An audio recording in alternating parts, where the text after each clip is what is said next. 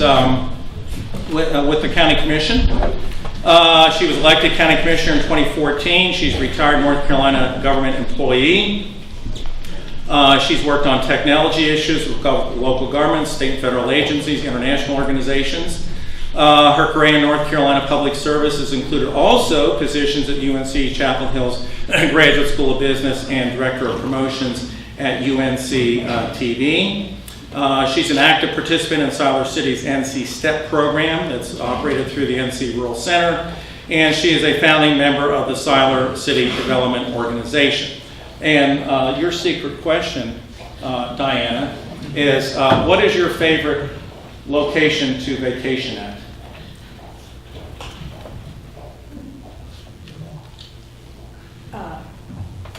I'm short, so I hope this picks up. My favorite vacation destination right now is Indianapolis, because I have a 6-year-old great niece and I just can't get enough of her, and that's where I go every summer. Very good, Anne. Would never guess that. And we have next Mark Hall. Mark. Mark is provost of Central Carolina Community College. He's been at the college since January of 2005. Before that, he was lead instructor of the Humanities Department. Very good. And provost for Chatham County in 2014. In addition to teaching, Mark has served as the coordinator for the Carolina Student Transfer Excellence Program, chapter advisor for Phi Theta Kappa Honor Society, chair of the Adjunct Support Committee, and a faculty writing mentor for the college's Quality Enhancement Plan. Mark earned his Bachelor of Arts in Psychology from App State, Masters of Arts in English and American Literature from North Carolina State, very good, and a doctorate in philosophy in educational research and policy analysis, also from North Carolina State University. Mark, your secret question is, ignoring any dietary restrictions you're on, what is your favorite splurge food? I must admit, it's ice cream. Okay. Any flavor? Mint chocolate chip. Chocolate chip, very good. Mary, that's yours. yours. For a Christmas present. I'm sorry? If you're looking for a present for Labor Day. Okay. Very good. And we have next is that Mark Reed. Mark. I'm sorry I did not get a chance to meet all of our great panelists. Mark is Human Resources and Community Relations Manager for Monterre Farms of North Carolina. He's been with Monterre the past 20 years with operations in Lumber Bridge, Cantor, Siler City, Maxton, New London, Statesville, employing almost 3,000 employees. For 16 years, Mark was Director of Human Resources and Labor Law for General Foods Corporation in New York, home state of my lovely wife, Mary, by the way. Mark served as a U.S. Army in the U.S. Army as a pilot and company commander. Thank you for your service. Received a Bronze Star for flying helicopters on escape and recovery missions during the Vietnam conflict. And he rescued combat soldiers and downtown pilots out of hostile areas. Mark's a graduate of the University of Arkansas. So is our Chancellor of NC State, Mark. Did not know if you knew that. With a bachelor's degree in marketing, he went through the master's degree program at the University of Michigan and attended St. Mary's University School of Law and Duke University's meditation program. Mark, what's on your playlist? That's your secret question. What's on your playlist? Do you have a playlist? I don't have a playlist. Well, I hate to admit this, but I have a CD disc in my car. I play it when I'm driving, and right now it's a Bette Midler album. Nothing to be ashamed about that. Next, we have Julian Bubba, as most of his friends call him Raw, who is owner of the Preston Development Company. Bubba was born and raised in Greenville, attended both Elon and East Carolina universities. While still in university, Bubba began his development career by building the third ice rink in the state of North Carolina. That firmly set him on a path to develop 12 additional roller and ice rinks throughout the southeast. In the early 1970s, Bubba founded an imprinted sportswear company that was later purchased by Nike. Very good, very good. Bubba began jointly working with his partner Tim Smith in the mid-'80s. Their partnership, which became Crescent Development Company in '81, developed over 30 residential communities, including McGregor West. Company went on to develop Preston, Wakefield, the final 25% of landfall in Wilmington, and is presently obviously developing Chatham Park in Pittsboro, North Carolina. Bubba, your secret question is, do you have a favorite architect or designer or developer? Someone that maybe you admire their work. Well, I would have to say Mr. Hobbs.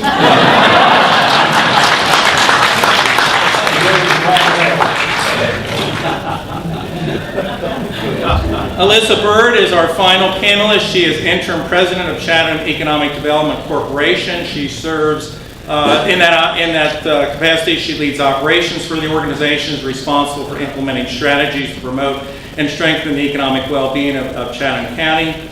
After graduating from the University of North Carolina, Chapel Hill, Lisa joined Chatham Economic Development Corporation in 2011 and assumed roles of increasing responsibility since. Elisa is a native of rural North Carolina. Which county? Granville County. Granville, very good. And enjoys knitting, exploring North Carolina with her husband and 2 children, and watching good mini-series. Your secret question is, name your favorite movie. That's tough.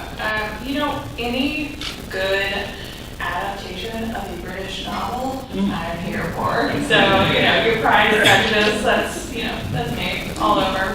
You need to get together with Mary. Mary is 25% English and loves everything English, so you two would have great time together watching British movies. Okay, down to business. I'm actually going to start with Elisa first. Tell us a little bit more about the Chatham Economic Development Corporation. What you see as its role and opportunities and challenges for economic development in Chatham County as we look ahead. Sure. So it's Alyssa. Alyssa, I'm sorry. I'm only saying that because I'm in front of 300 people. Normally I'll answer to Melissa, Alicia. I wasn't far off. You weren't far off. So Chatham EDC is a nonprofit organization that works with businesses to help bring new businesses into Chatham County, help existing businesses find the resources they need to grow, and to help entrepreneurs realize their dreams and make their ideas come to life. So our primary goal is to bring investment and jobs into Chatham County. We do it by working those different approaches.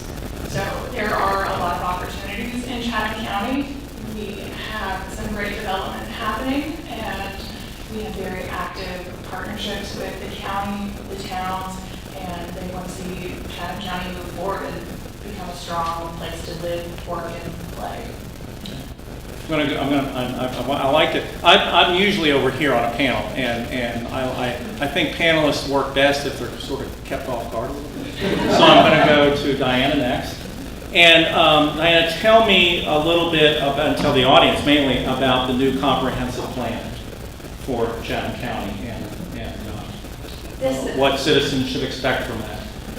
This is a very exciting development for Chatham County because this puts us, it actually creates our map of where we want to grow and how we want to grow.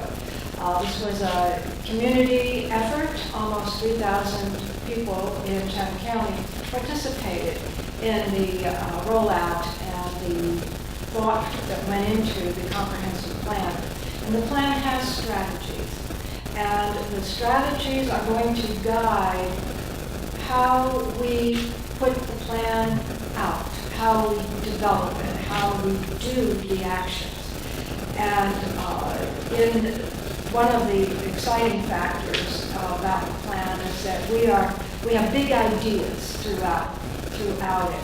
One of the big ideas is to develop 14,000 new jobs in our time frame, which goes to 2030. We also are looking to direct our growth, our business growth, our commercial growth, to our towns. And that includes Goldston. by the way. Little Goldston down there in the southwest corner. But Pittsburgh, Siler City, and Goldston.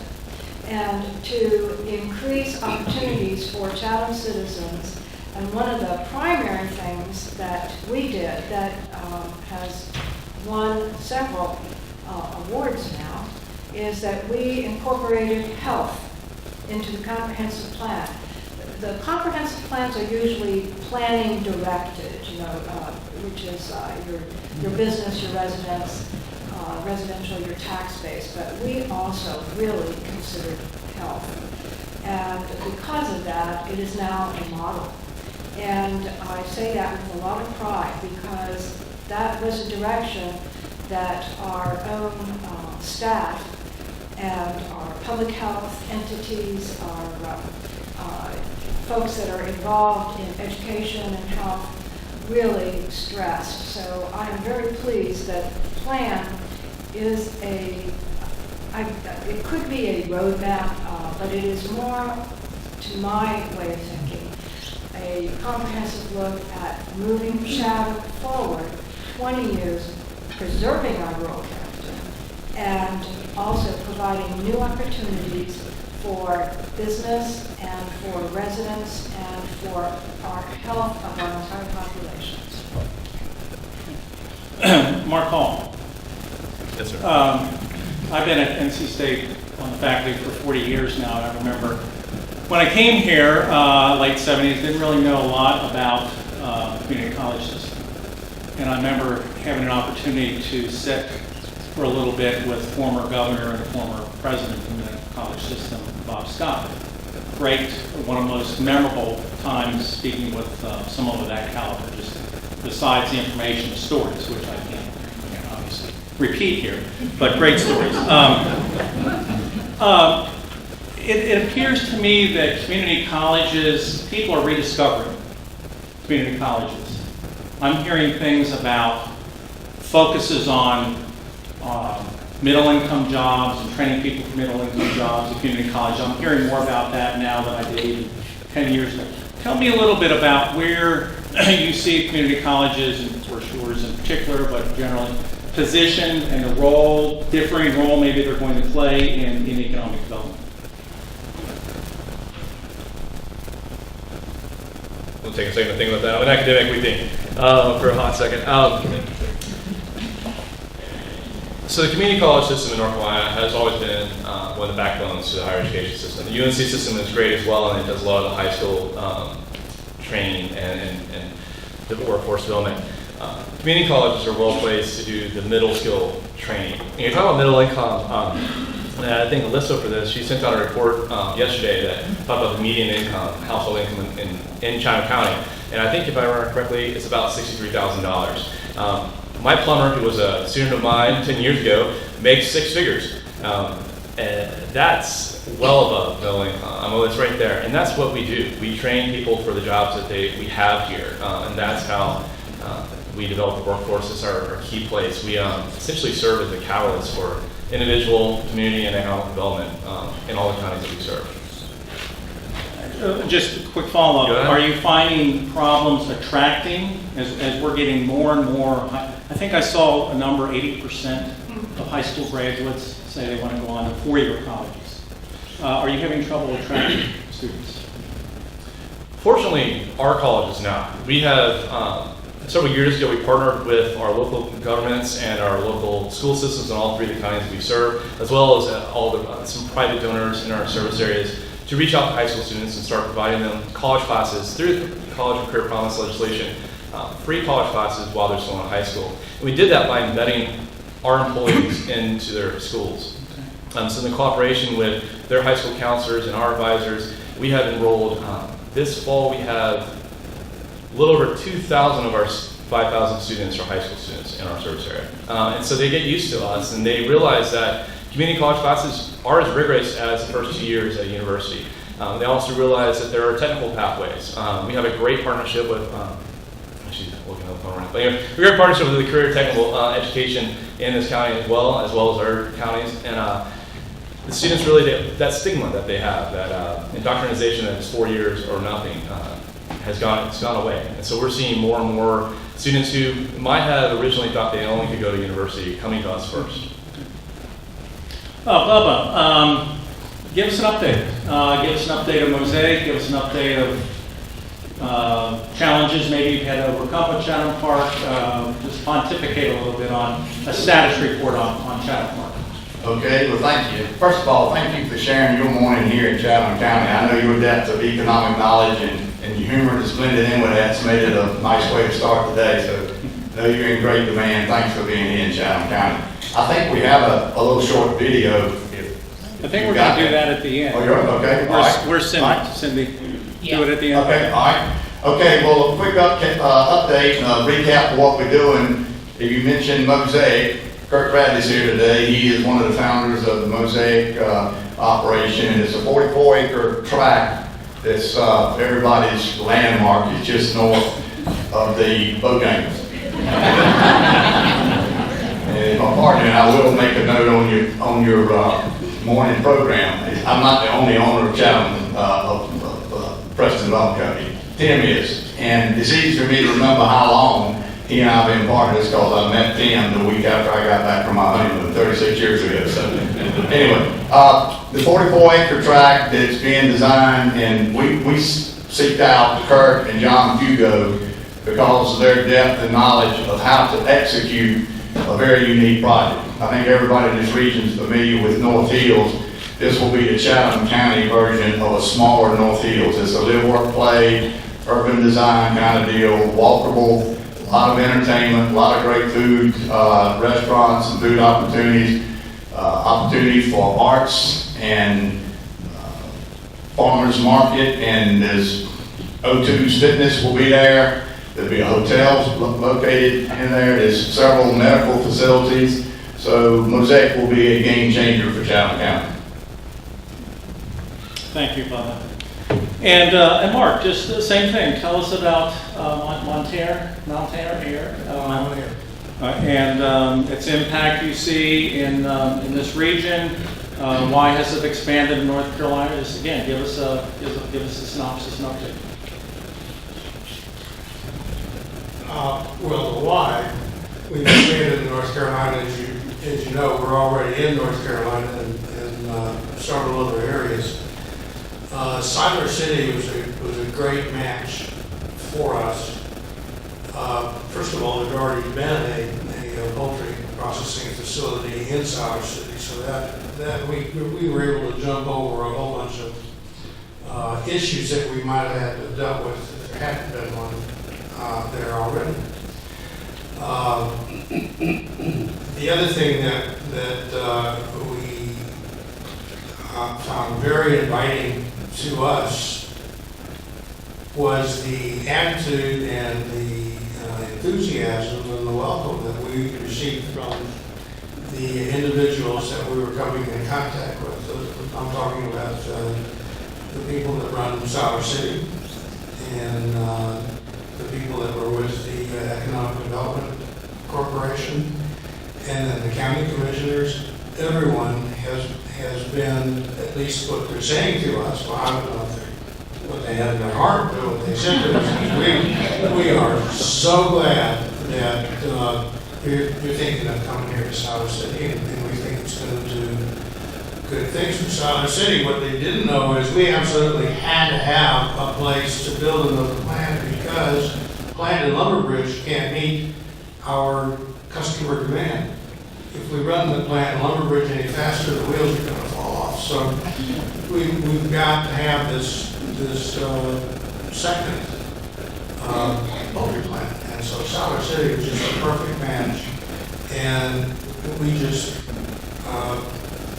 we kind of felt like we fell into an area that we just had no idea how great the people were and how accommodating and helpful the managers and officials were going to be to us. Did that answer that sort of? Well, they're going to have opportunities to ask questions. Okay. So if not, they'll tell you. Okay, we're getting to the end of this segment. Lightning round. Just real quick. I'm going to go down the line. Start with Diana. Biggest challenge you see for Chatham County in, say, the next 5 to 10 years? Biggest challenge? I think, just one. I think getting our infrastructure to the place it needs to be. I think that's a big task ahead, but that's one we are committed to. We have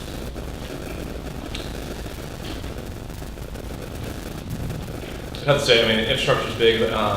From the education side, I think being able to have buildings quick enough to serve the students that are coming.